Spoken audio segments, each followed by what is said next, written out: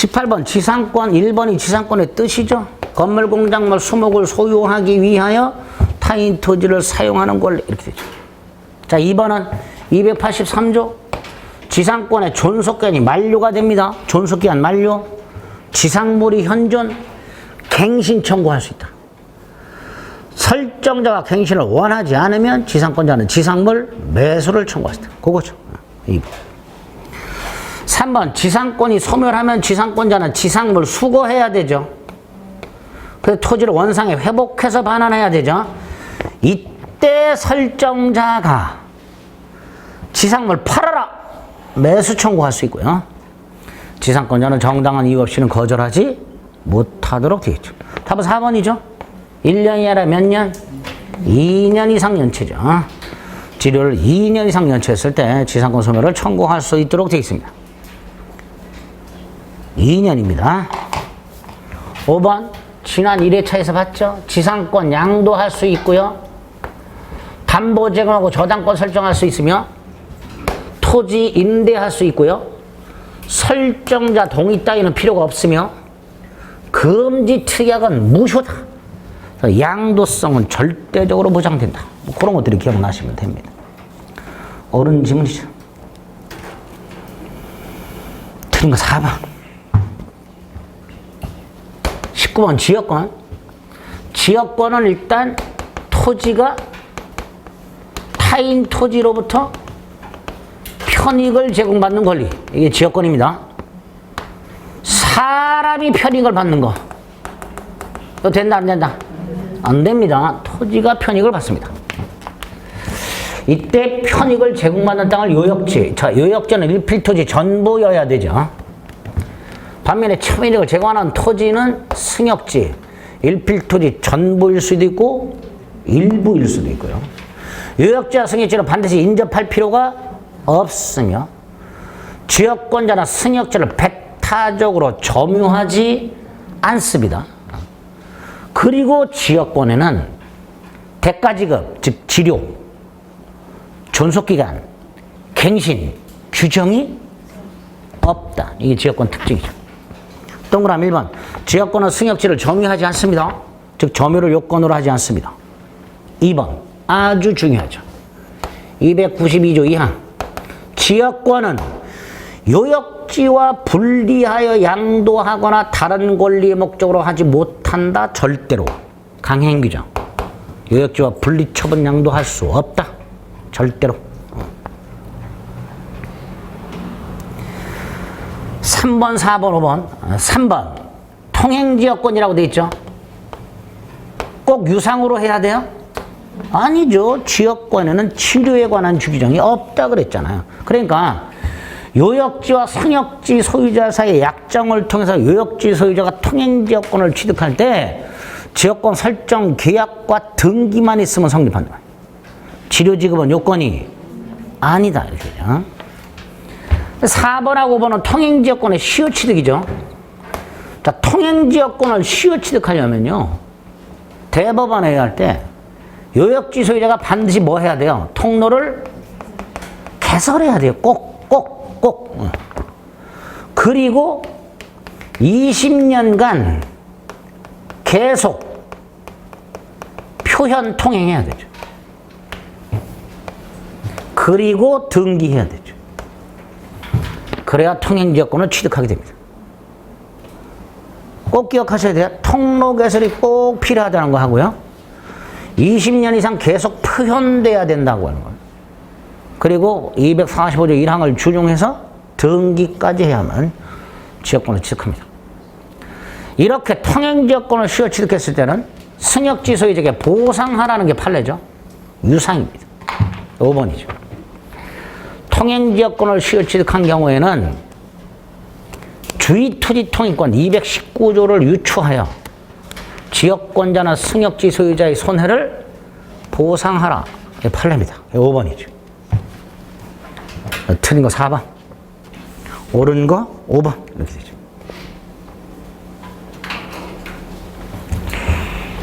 (20번) 전세권. 자, 전세권이 성립하려면 전세권 설정 계약과 등기와 전세금 지급하면 되죠. 인도는 요건이 아니죠. 1번 했어. 잘 나오죠. 인도는 요건이 아니다. 전세금은 반드시 지급하되 기존 채권으로 전세금 지급을 가름할 수 있다. 전세권 존속기간 전 등기 그래도 유효. 전세권 존속기한 개시 전 전세권 등기를 미리 했다. 유효한 등기로 추정한다. 성립과서 이 정도 기억하시면 되죠. 자, 2번. 전세권 양도할 수 있죠? 그죠? 여기서 꼭 기억할 거. 전세권만 양도하는 게 아니라 뭐도 양도? 전세금 반환 채권도 양도. 반드시. 그래서 전세권만 분리양도할 수 있다 없다? 없다. 분리양도 못한다. 자, 여기서 예외가 있죠. 요 전세금 반환 채권만 분리양도할 수 있는 경우 그 예외 있죠. 원칙적으로 전세권은 담보물권이고 전세금 반환 채권은 피담보 채권이기 때문에 담보물권의 수번성에 따라서 분리양도 못한단 말이죠. 그런데 전세금 반환 채권만 팔아먹는 예외가 두 가지가 있다. 첫째가 존속기한이 만료된 경우하고 또 하나가 전세권 존속 중 조건부 양도하고 요 두 가지는 된다.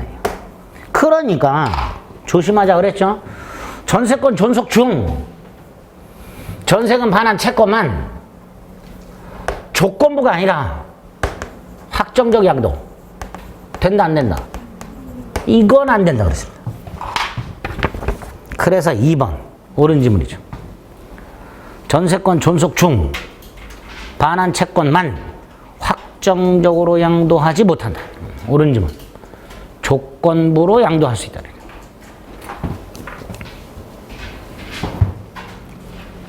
3번.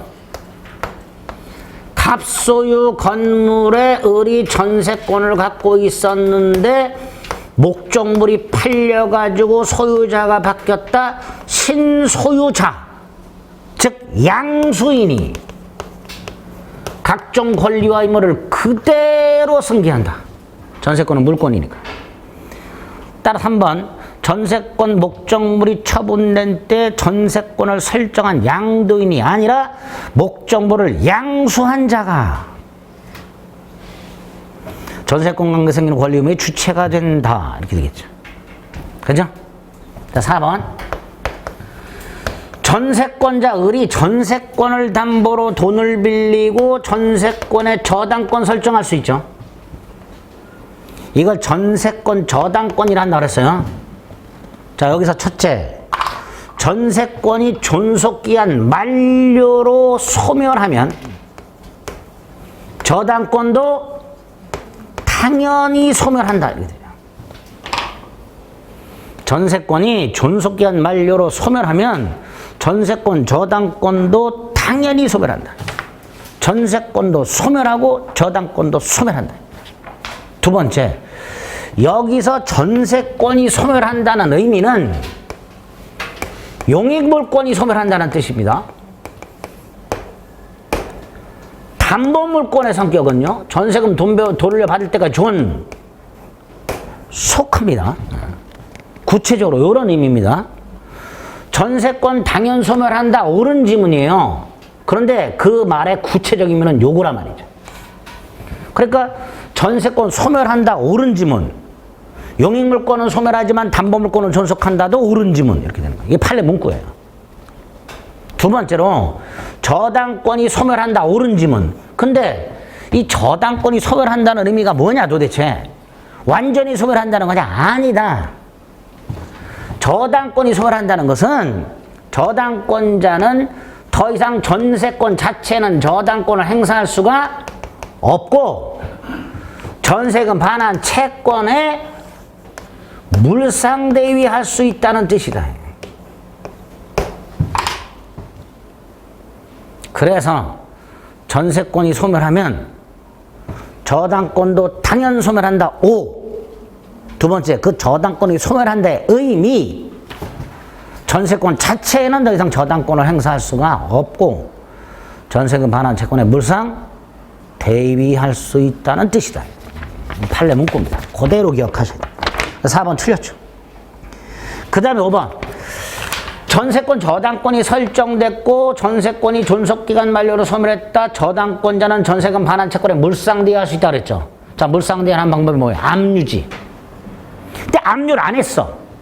그럼 당연히 설정자는 누구한테 전세금 돌려줘야 돼요? 전세권자에게 돌려줘야죠. 압류가 안 돼 있다면 당연히 전세금은 전세권자에게 반환해야 됩니다. 저당권자가 아니라. 따라서 5번도 X. 옳은 거 2번. 21번에 유치권 나왔습니다. 1번은 뭐죠? 과실수취권이죠. 채무자의 승낙을 받아 유치물을 사용되어 담보 제공할 수 있고 이로 인하여 발생하는 이익, 즉 과실을 수취하여 원본 및 이자에 충당할 수 있죠. 1번. 2번 불가부성. 건물 공사업자는 공사대금 전부를 돌려받을 때까지 건물 전부를 유치할 수 있다. 불가부성. 3번 보존에 필요한 사용은 승낙이 필요 없죠. 그러니까 보존에 필요한 사용을 제외하는 나머지 승낙을 받아 사용되어 담보 제공할 수 있죠. 그러니까 보존에 필요한 사용이 아닌 한 승낙 없이는 사용되어 담보 제공하지 못한다. 4번 유치권을 행사하고 있다 하더라도 채권을 따로 행사하지 않는 한 채권은 소멸시에 걸린다. 그게 4번이죠. 5번은 두 번째 줄이니까 가액 증가가 현존한 경우에라고 돼 있죠. 이건 유익비죠. 필요비가 아니라 유익비지, 유익비. 그래서 5번이 틀려져. 유익비 두 가지 기억해야 돼요. 가액 증가가 현존한 경우에 지출액 또는 증가액 상환 청구할 수 있다는 거 하고요. 또 하나 법원의 청구하여 상환기간을 허여받을 수 있다는 거. 유익비 특징이죠. 필요비는 안 되고. 그래서 5번이 틀렸습니다. 필요비가 아니라 유익비라고 해야 되죠. 그 다음에 이제 22번이 문제인데요. 22번에 문제자 유치권을 행사할 수 있는 경우라고 돼 있죠. 네? 이 22번은요. 유치권이 성립할 수 있는 경우 이렇게 물어볼 수 있고요. 행사할 수 있는 경우 이렇게 물어볼 수 있어요. 이렇게 물어봤을 때 답이 달라져요. 이유는 유치권이 성립하지만 행사 못하는 경우가 있어요. 유치권은 성립하지만 행사, 즉 주장을 못하는 경우가 있어요. 그래서 다음 중 유치권이 성립하는 경우는 이라고 물어본 경우 하고요. 유치권을 행사할 수 있는 경우는 이라고 물어보는 게 문제 취지가 조금 달라요. 자, 어디서 다른지 확인해 보겠습니다. 먼저 기억. 기억은 건물 신축공사 수급인 갑 이렇게 돼 있죠. 자, 건축업자죠. 자, 건물 건축업자는 공사 대금을 받지 못하면 뭘 유치한다고 그랬죠? 건물을 유치한다고 그랬죠. 그러니까 토지는 유치할 수가 없죠. 기억은 X. 유치권 자체가 성립하지 않아요. 유치권이 성립하지 않으니까 행사할 수도 없지요. 다시 한번. 건물 공사업자는 공사 대금을 받지 못하면 건물을 유치합니다. 건물. 그래서 건물이라 볼 수 없는 구조물이라든가 토지 따위는 유치할 수가 없습니다. 니은은 경매 개시결정 기입 등기에 의한 압류 후 건물을 점유한 경우 유치권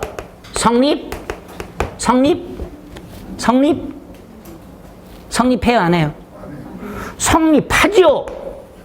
요게 문제예요. 니은이 유치권은 성립합니다. 하는데 그 경매 절차의 매수인에게 주장을 못해. 요 니은이 문제. 판례가 유치권을 성립한다. 그런데 그 경매 절차의 매수인에게는 주장을 못한다. 이렇게 판결하고 있어요. 요 니은이 문제. 니은은 만약에 문제가 유치권이 성립하는 경우라고 물어왔다면 니은도 답이 되는 거예요. 유치권은 성립합니다. 근데 뭐라고 물어봤어요? 행사할 수 있는 경우라고 물어봤죠. 그러니까 니은은 빠져요. 조심하세요.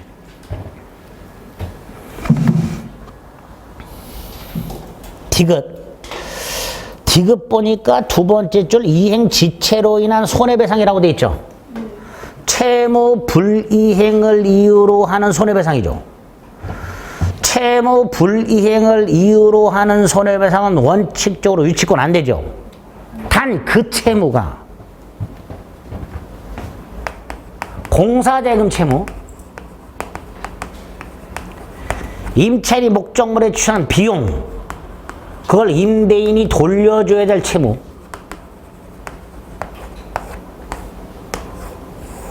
를 불이행했어. 그래서 손해가 생겼어. 조심하자 그랬죠. 요거는 원래는 유치권 안 되지만 원채무가 유치권, 즉 결련성 인정된다면 이것도 유치권 인정 된다 그랬죠. 그러니까 디귿 유치권 인정됩니다. 그리고 주장할 수 있습니다. 디귿이 답이죠. 반면에 리을은 보입니다. 권리금. 유치권 안 되죠. 미음은 갑이 중도금만 받고 등기만 넘겨줬어. 근데 을이 잔금을 안 줘. 그래서 갑이 부동산 인도를 거절해. 자, 이때 매도인의 인도 거절. 유치권이에요? 동시이행의 항변권이에요? 동시이행의 항변권이죠. 즉 매매대금에는 유치권 인정된다 안 된다?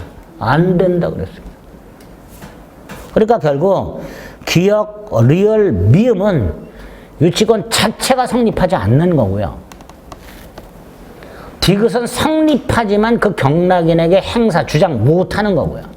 니은은 디귿은 성립도 하고 주장도 하는 거죠. 답이 디귿이. 근데 이 문제가 출제된 자격증에서 답 없음, 전부 정답으로 처리했어요. 이유는 이의를 제기했어요. 니은. 유치권 성립하지 않냐? 그러니까 니은도 답이다. 니은 디귿이 답이다. 근데 니은 디귿이 없죠. 그래서 전부 정답. 이렇게 처리했어요. 그러니까 산공단이 약간 맛이 갔어. 네. 지들이 물어봐 놓고 지들이 물어본 취지를 까먹은 거야.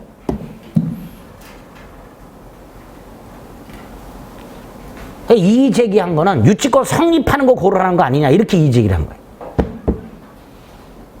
그러니까 니은 디귿이 답이 아니냐 이렇게 이의 제기를 해가지고 받아줬어요. 전부 정답.